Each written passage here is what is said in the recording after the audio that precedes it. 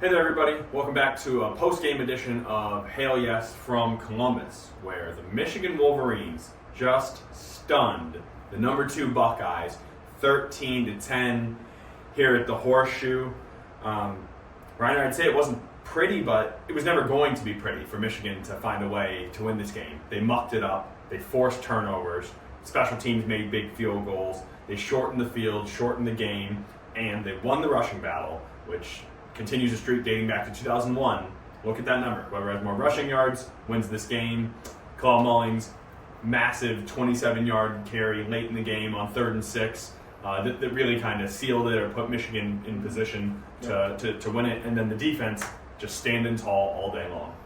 Yeah, it was a stunning result. I don't think anybody could have foreseen that except maybe the Michigan players that were on the field and eventually planting the flag at center field.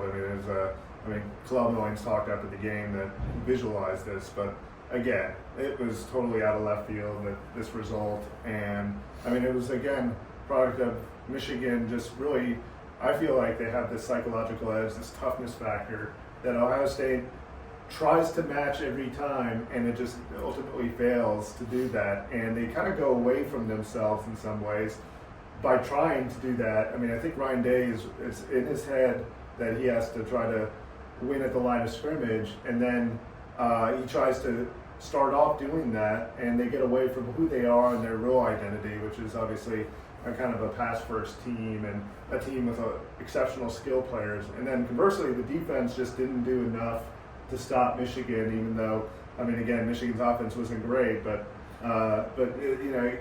Michigan was converting third downs and keeping drives alive, and even the 16-play or 17-play drive that ended up with the interception with Davis Warren that Jack Sawyer picked off at the end of the game. That was as impressive a drive as both teams put together. It still took 9 minutes. Yeah. It still flipped the field. Sure. It still did the job, right? And really, Rainer, we asked a couple people, when did you, yes, Michigan always had confidence, but when did you know, right? When did you feel? When could you feel it in the air? Because this is now the third time I've been in this building for a loss. You can feel a shift. There's always a lot of energy first. And then the fans kind of start sitting on their hands. And I think it was in that third quarter when Ohio State got into Michigan territory 3 times in a row.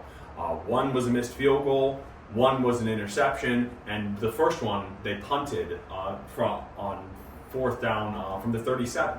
Michigan attempted that same length of a field goal going this way. Ohio State missed a couple kicks. It was just Michigan won, special teams on the margins. Tommy Doman, a 68-yard punt.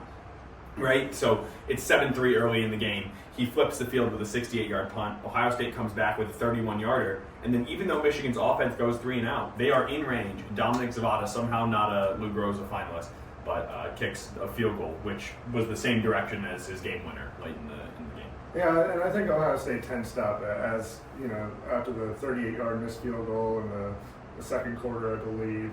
They had an opportunity to, cut into the lead at that point. And then also, after that interception by Will Howard, the first one to Amir Hall, one of the drives later, Ryan Day runs it on 3rd down.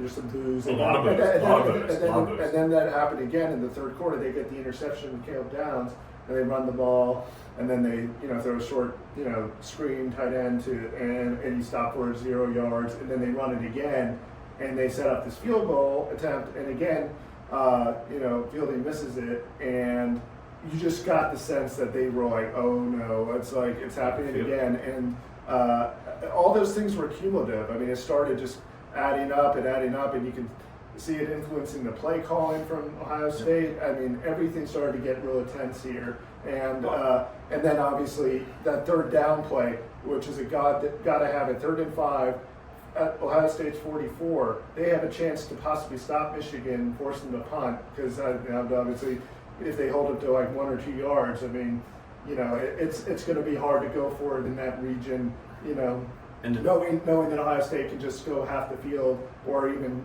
just a little length of the field just to get a field goal.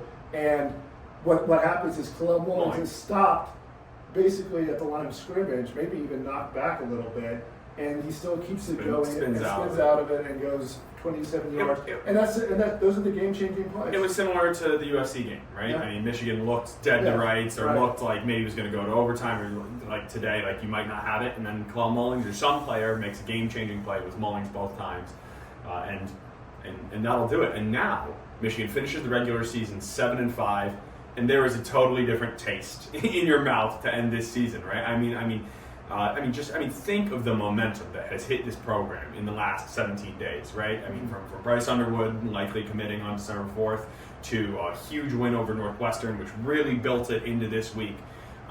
Michigan was 5-5 and looking like they were on the outs on the recruiting class. Now, looking at a top 10 class, 7-5, could get an 8th win in an 8-5 year, right? Now that's a lot closer to like that acceptable down year off a national championship. It's just amazing what one win can do, and gotta wonder if Ryan Day, 1-4 against Michigan, 47-1 against the rest of the Big Ten. Which number do you look at? And so we've seen a lot of big Michigan wins in the last couple years. This might be the most shocking of them all. Yeah, I know, again, like what the consequence of it ultimately is, but it is probably the most stunning, and it's just going to reverberate for a while. And again, it's like the 1969 upset, 17 points. And it could be, the same thing for Jerome Moore that it was for Bo Schembechler. A lot of people say that was a turning point in his tenure. This could be the turning point in his tenure.